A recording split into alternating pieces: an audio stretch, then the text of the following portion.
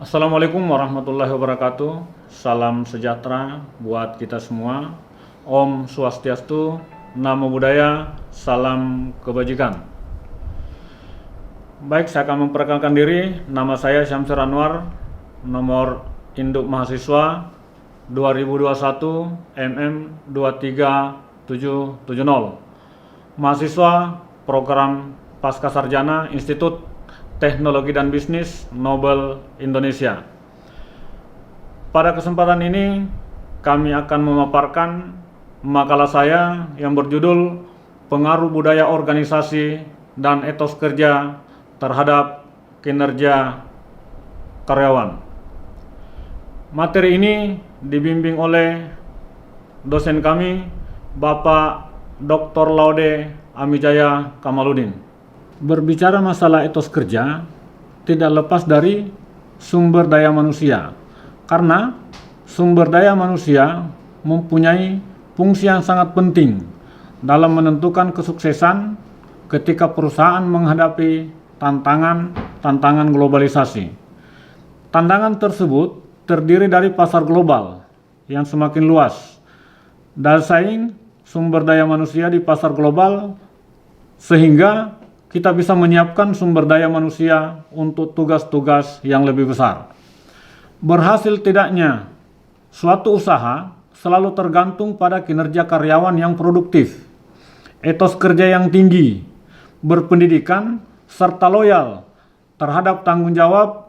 Kinerja merupakan hasil kerja yang dapat dicapai oleh seseorang atau kelompok dalam suatu organisasi, sesuai dengan wewenang dan tanggung jawab masing-masing dalam rangka untuk mencapai tujuan yang kita harapkan. Menurut Blanchard, dalam bukunya tahun 2002, dia seorang konsultan bisnis, mengatakan bahwa kinerja setiap orang dipengaruhi oleh 3 golongan. Yang pertama, kompetensi individu. Yang kedua, harus mendapat dukungan organisasi. Yang ketiga adalah dukungan manajemen. Menurut Minner, dalam bukunya tahun 2002 menjelaskan bahwa dimensi yang mempengaruhi kinerja digolongkan dalam 4 bagian. Yang pertama, quality of work atau kualitas kerja. Ini menyangkut tentang kesalahan, pemborosan waktu, dan ketepatan, dan sebagainya. Yang kedua, quantity of work atau kualitas hasil, menyangkut tentang jumlah produksi yang dihasilkan dalam suatu perusahaan.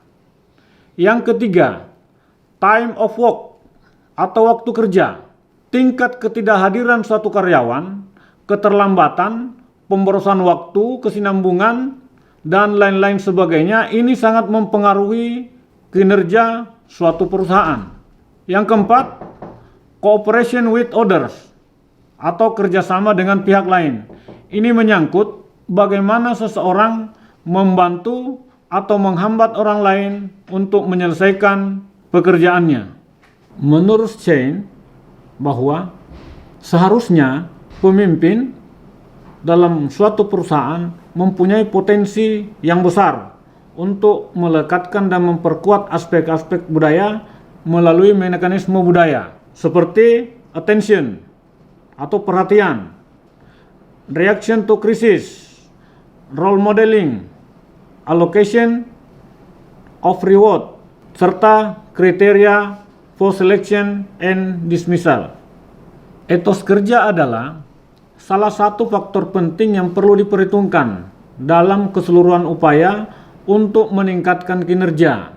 Etos kerja harus dipegang teguh oleh semua karyawan dalam organisasi. Karsio dalam bukunya 2002, sebagaimana yang dikutip oleh Siagian, menjelaskan bahwa yang dimaksud dengan etos kerja adalah norma-norma yang bersifat mengikat dan ditetapkan secara eksplisit, serta praktek-praktek yang diterima dan diakui sebagai kebiasaan yang wajar untuk dipertahankan dan diterapkan dalam kehidupan kekaryaan para anggota suatu perusahaan atau organisasi. Etos kerja juga merupakan sikap, pandangan, kebiasaan, ciri-ciri atau sifat mengenai cara bekerja yang dimiliki seseorang, suatu golongan, atau suatu bangsa. Etos kerja yang tinggi biasanya muncul karena berbagai tantangan, harapan-harapan, dan kemungkinan-kemungkinan yang menarik. Situasi yang demikian dapat membuat manusia itu bekerja dengan rajin, teliti, berdedikasi yang tinggi, serta mempunyai tanggung jawab yang besar. Penilaian kinerja berguna untuk menilai, di antaranya peningkatan kinerja. Umpan balik dari penilaian kinerja dapat dipergunakan oleh seseorang pimpinan untuk mengambil tindakan untuk meningkatkan kinerja karyawan. Yang kedua, penyesuaian kompensasi untuk menentukan siapa yang berhak menerima kenaikan gaji. Yang ketiga, keputusan penempatan untuk menentukan promosi, perpindahan, dan penurunan jabatan. Yang keempat, keperluan pelatihan dalam pengembangan. Hasil kinerja yang kurang baik tentu diperlukan pelatihan kembali. Yang kelima, perencanaan dan pengembangan karir. Umpan balik kinerja diperlukan untuk keputusan karir. Kelemahan proses staffing, baik buruknya kinerja menandakan adanya kesalahan dalam analisa jabatan, perencanaan sumber daya manusia, dan lain-lain sebagainya. Kesempatan kerja yang sama, penilai kinerja yang teliti akan menghindari penempatan seseorang yang keliru dan diskriminatif. Tantangan eksternal adalah kinerja seorang juga dipengaruhi oleh faktor eksternal, misalnya keluarga, kesempatan, dan lain-lain sebagainya. Penilaian kinerja adalah suatu alat manajemen untuk meningkatkan kualitas pengambilan dan akuntabilitas, pertanggungjawaban, dan pencapaian tujuan sasaran oleh organisasi, khususnya penilaian terhadap kinerja karyawan karena ada kepentingan. Sebagai berikut, dalam melaksanakan pekerjaan karyawan perlu diawasi dan dikendalikan oleh pimpinan agar pekerjaannya dapat dilaksanakan sesuai dengan rencana. Yang kedua, adanya imbalan atau penghargaan terhadap upahnya yang telah dioptimalkan oleh para karyawan sehingga dapat mencapai output yang memuaskan. Yang ketiga, adanya hukuman terhadap karyawan yang tidak melaksanakan pekerjaan sesuai ketentuan agar pembinaan karyawan mendapatkan hasil sebagaimana yang diinginkan oleh organisasi. Yang keempat, memberikan motivasi yang tinggi pada karyawan apabila penilaian dilaksanakan secara subjektif sehingga para karyawan akan selalu meningkatkan kemampuannya secara sportif. Yang kelima, memberikan masukan pada pimpinan dalam pengambilan keputusan, dalam penetapan visi, misi, dan rencana strategi unit kerja atau organisasi yang bersangkutan. Dari semua uraian di atas dapat disimpulkan bahwa berdasarkan penelitian pada bab-bab sebelumnya serta data-data yang diperoleh, maka untuk dapat menentukan apakah benar variabel budaya organisasi dan etos kerja dapat dijadikan suatu ukuran terhadap kinerja karyawan. Yang kedua, budaya organisasi dan etos kerja berpengaruh positif yang signifikan terhadap kinerja karyawan. Secara parsial, budaya organisasi berpengaruh positif dan signifikan terhadap kinerja karyawan, dan etos kerja berpengaruh positif yang signifikan terhadap kinerja karyawan.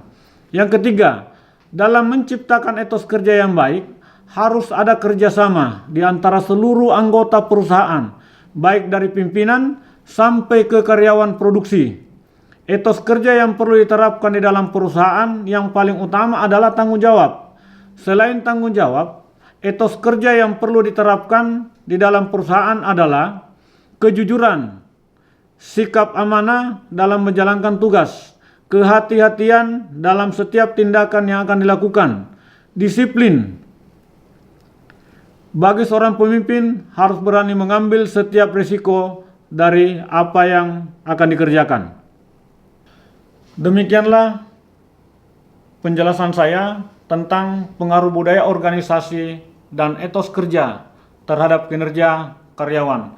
Mudah-mudahan apa yang saya sampaikan, apa yang saya paparkan dapat berguna, dapat bermanfaat bagi kita semua. Sekian, terima kasih. Wassalamualaikum warahmatullahi wabarakatuh.